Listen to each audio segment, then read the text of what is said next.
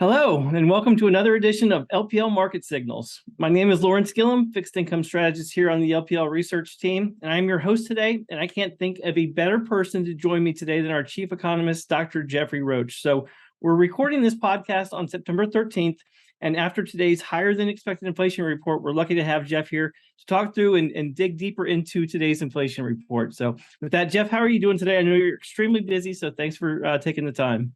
Yeah, you're welcome, Lawrence. And it is a nice morning. I wouldn't say it's a good morning to you because of the frustratingly high August inflation report we got. We can talk more about that, but yeah, it's been crazy this morning. Yeah, and that's really all we're going to talk about today is inflation. Today's CPI report was much higher than a lot of folks expected. Markets obviously did not react positively to the higher than expected inflation report. So we're going to dig into the inflation report a little bit more deeply as we go through this podcast. And then importantly, talk about what the Fed is going to do after today's report. Kind of how has their reaction function changed?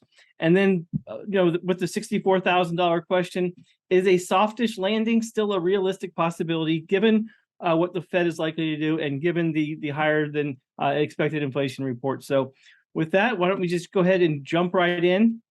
So Jeff, we did see higher than expected inflation reports today. Both the headline and the core were above analyst expectations. Kind of what was your first impression of today's reports? Yeah, so Lawrence, just this is for those special listeners and watchers of our podcast. They know now what we do behind the scenes. So, typically on an early exciting morning like this, also on those Friday job reports mornings, you get up, you get your spreadsheets ready, you get your coffee ready, you get Bloomberg's ready.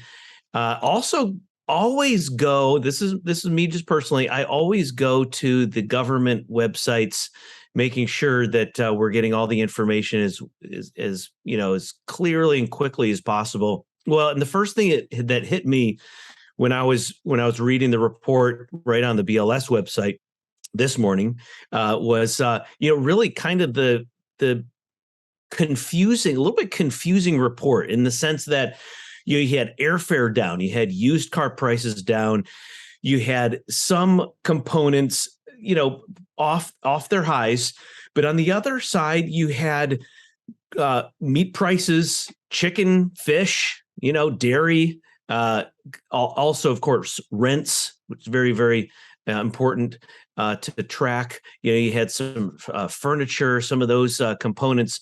So you had the headline numbers we're showing right here in the graph. Headline is clearly past peak. The dark blue line. But when you drill into the details, what struck me, and just to be honest with you, I'm going to actually talk a little bit more in depth on this in the Econ Market Minute podcast. But what strikes me is the fact that this post-COVID environment particularly hurts the lower income families in this country. Food prices, rent prices up, clearly hits lower income more. That was kind of the first takeaway that I had as I'm reading this report. What does it mean? How's it going to feel? And that's my first of many takeaways. Yeah, and unfortunately, there isn't a lot that the Fed can do to arrest those higher food prices, those higher rent prices for the most part. And we're going to talk about kind of the Fed's reaction function in just a second. But we did see, if there is a slight glimmer of hope, we did see that the broadest measures of inflation have started to kind of roll over. So not as many price increases compared to last month. Again, just a small glimmer of hope, but these inflationary pressures are still very broad-based and still hitting a lot of the different categories. So the Fed is really kind of stuck in this hiking cycle until a lot of this inflation data rolls over. Yeah, it is a services-led type of problem right now, though. So, I think generally speaking, it's those durable goods are still off peak, and that's fair to say. But it is services, so it's medical services. It's even some of the recreational prices. But food is what makes me nervous. The other thing that I got out of the report, I didn't mention this earlier, was, electricity prices, natural gas prices. Clearly the decline in gas prices at the pump could be in the near term, on the positive side for consumer confidence. But electricity prices, that's definitely going to show up as we go into the winter months. All right. So markets obviously did not react well to the report today. Coming in right before the report, we had yields lower, equity futures higher. A minute after the report posted, yields gapped higher, equity prices really were down quite significantly. And at the time of this recording are still down pretty significantly. What's interesting is last week we had 8 Fed officials, 6 voting members. We had the ECB raise rates by 75 basis points, and Bank of Canada raised interest rates by 75 basis points. But equities and risk assets rallied. That's certainly not the case today. So, we talked about maybe peak hawkishness last week. It doesn't look like we're there, given this report now. So maybe we can skip ahead and talk a little bit more about what we're seeing on the inflation front, but then importantly get into what the Fed's reaction function is going to be after today. So piggybacking on what you just said, Lawrence, about Fed reaction function, I think what got markets skittish this morning is that, if we thought that, inflation could come down in August a little more than what we saw in this headline number, that the market it can expect the Fed to move past all of its front loading. I think after a report like this morning, that it pretty much cements in the 75 basis point hike that's going to happen in the next meeting upcoming. And so, I think that's probably the frustration right now. The market's saying, okay, we know about the front loading. We know that the Fed's going to be, trying to keep their inflation fighting hats on, and they're committed to that, but eventually downshifting to 50 and 25 basis point hikes. At this point, they're still going to be keeping with that 75 basis point hike. So looking at this graph, this basically just says, well, what parts of inflation are demand driven and what parts are supply driven? The Fed can't do anything about the supply driven components, only the demand driven components. The blue portion is the supply driven component. And so a little bit hamstrung and a little bit frustrating, because you'd think, and we've talked about this, it's nothing new here. We're talking about, hey, once supply chains improve, bottlenecks kind of clear up, we expect inflation to start easing. We've been saying that. And unfortunately, when you read this August CPI report, it's as if improved supply chains haven't really mattered quite yet. And if you wanted to take the more positive spin out of that, you might say, well, give it some time and it'll take a little bit of a lag time between improved supply chains and actual easing consumer prices. But at this point, we're not quite there yet in seeing the positive impact of improved supply chains on the inflation metrics. Yeah, and to your point, we have seen those supply chain metrics improve. The Fed posts their metrics.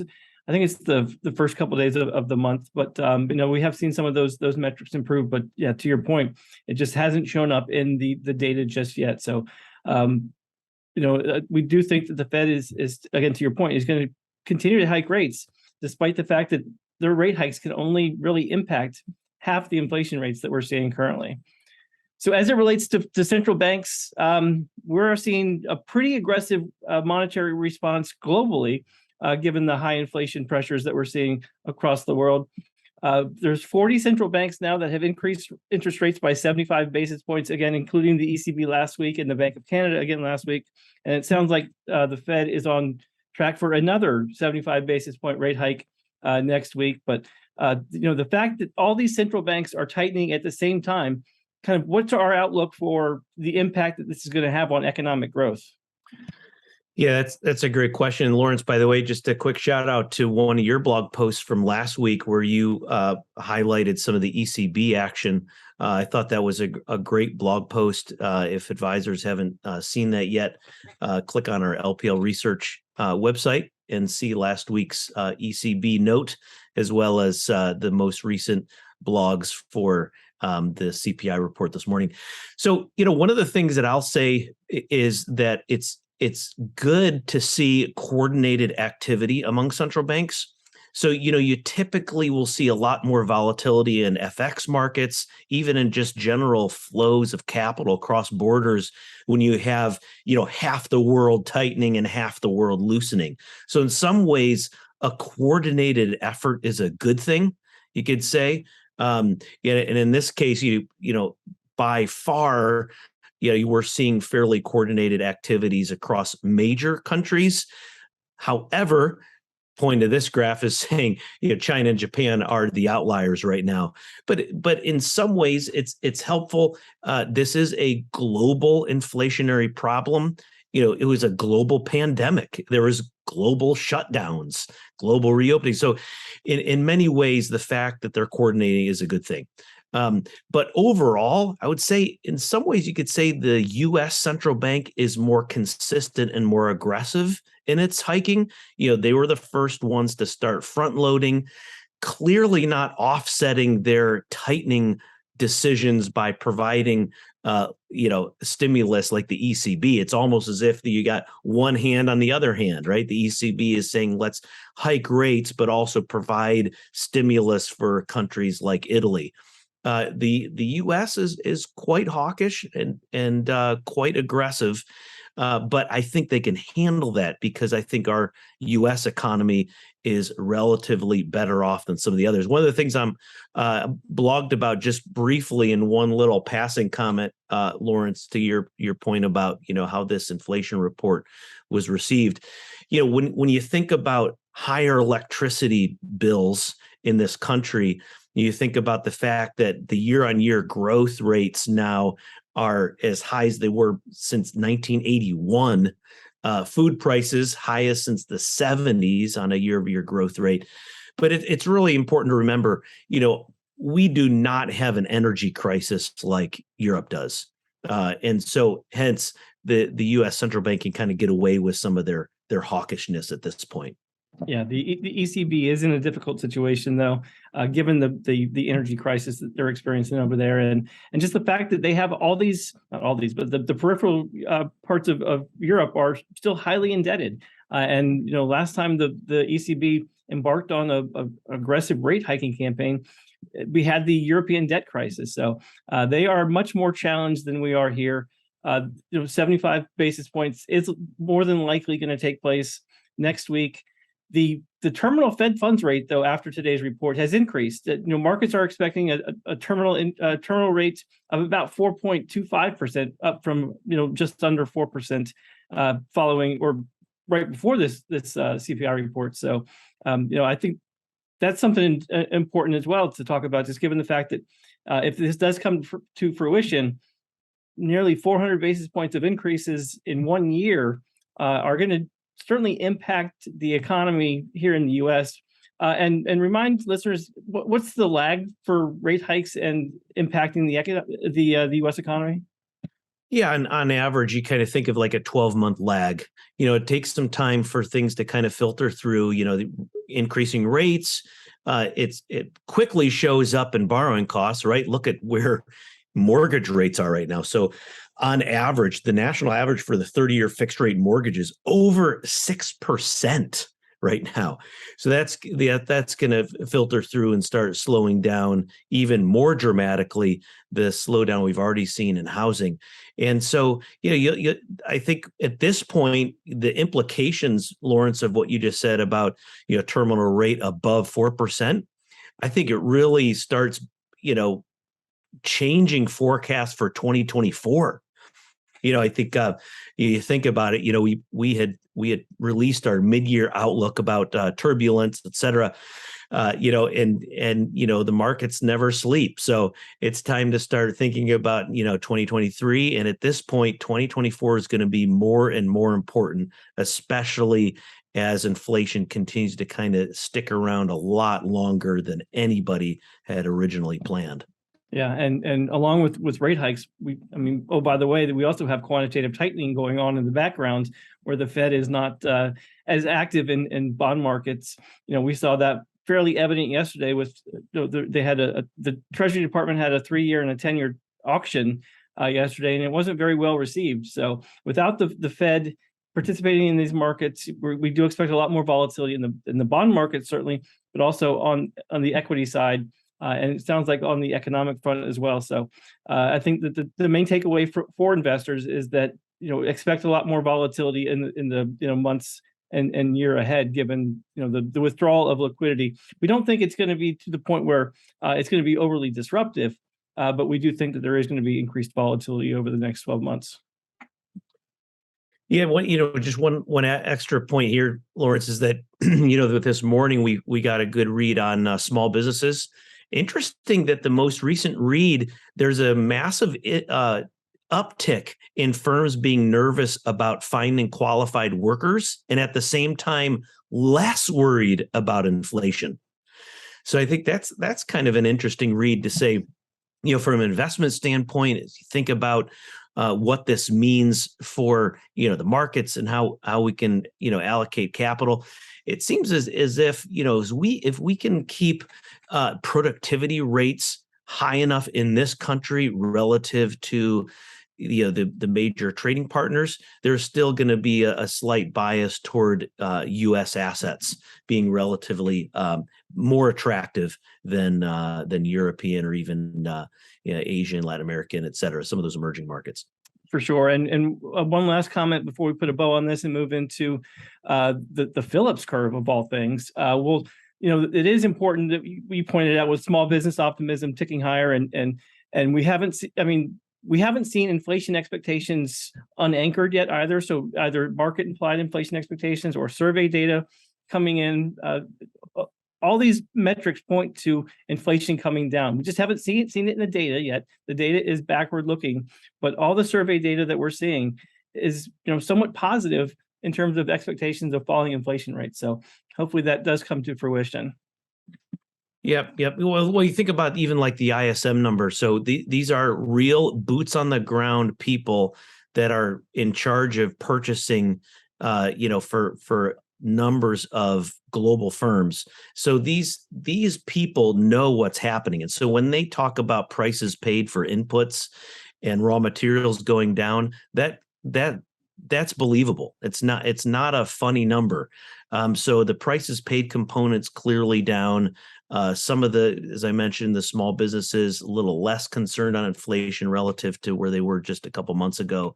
And so, at this point, let's watch that September 30th PCE deflator number. That's the more comprehensive inflation metric that we'll get for the month of August. That gets released September 30, a little bit after the Fed's next interest rate meeting decision. So anyway, yeah. So Phillips curve, you teed me up nicely there, Lawrence.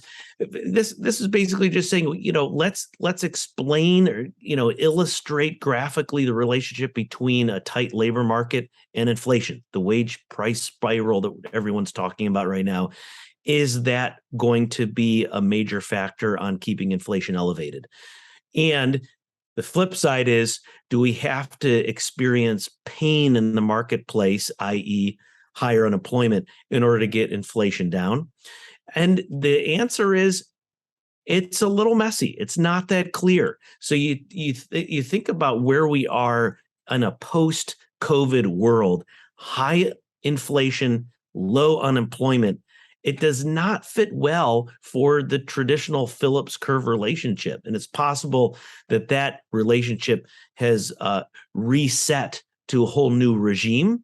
And I think that's really important for us to, especially as investors, when they read and hear Fed speakers talk about pain and slow economic growth in order to really get a handle on inflation. What are the risks there? It's possible that we will not see a massive uptick in unemployment as much as kind of that old-fashioned Phillips curve might suggest.